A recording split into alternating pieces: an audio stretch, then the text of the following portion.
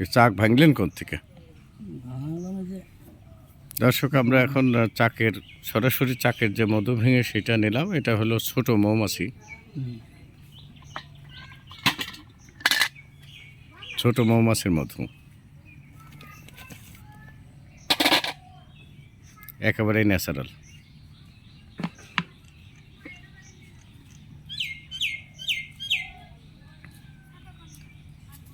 ফ্রেশটা পাওয়া যায় না বাইরে, বুঝছেন, গ্রাম ছাড়া।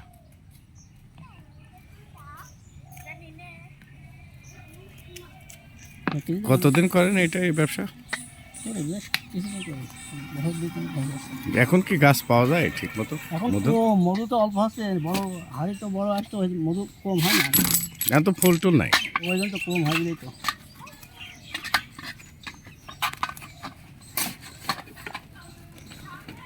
ময়লা আছে, পরিষ্কার করা লাগবে যে। পরিষ্কার করে নিতে হবে। হ্যাঁ, পরিষ্কার করে নিতে হয় নিজেরা।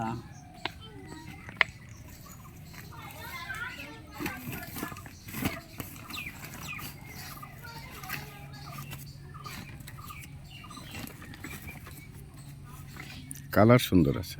হুম।